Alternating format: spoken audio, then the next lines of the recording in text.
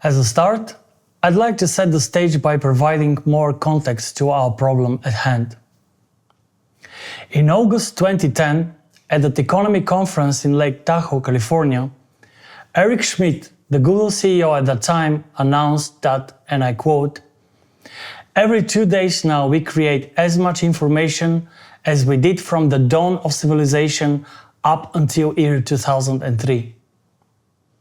Richard Saul Wurman, the founder of the TED conferences, came up with an announcement that within 1 year the modern person is exposed to as much information as the medieval person within a lifetime.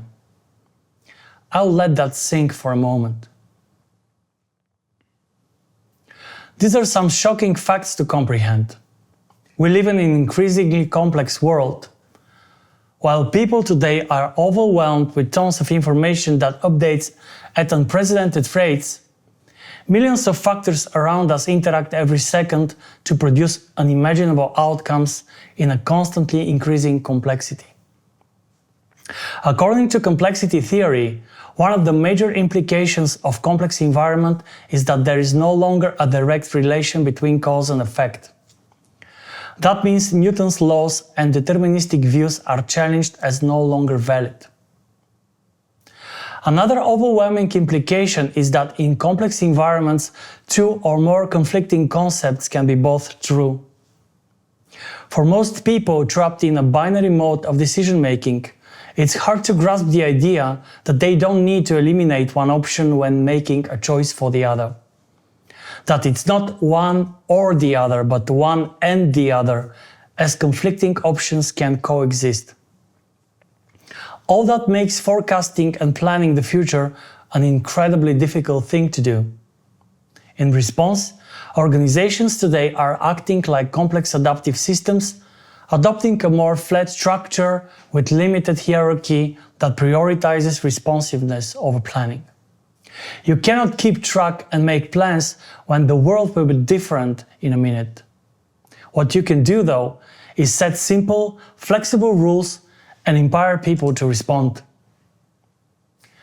On another note, as humans are also subjective to various biases, like for example the cognitive bias, where we tend to group attributes with no relation whatsoever into a common categories just to facilitate our need for understanding and our memory. Like for example, we put things like white, good, light, high and fair into one group in our minds. And for example, things that are dark, scary, ugly, bad, low into another group. We also have a confirmation bias that makes us selectively consider only those facts that confirm our beliefs. As people, we are also emotion-first creatures, where we tend to take emotional decisions which we try to justify with logic afterwards. These glitches of our minds simplify the world for us at the cost of realistic judgment.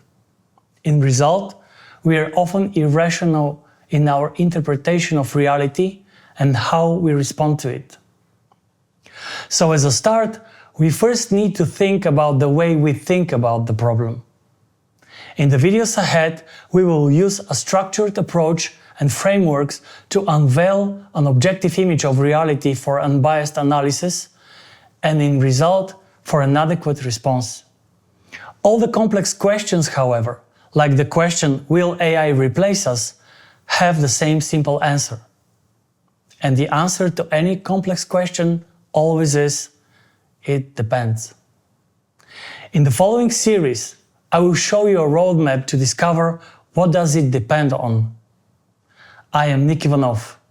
Thanks for watching, and I'll see you in the next video.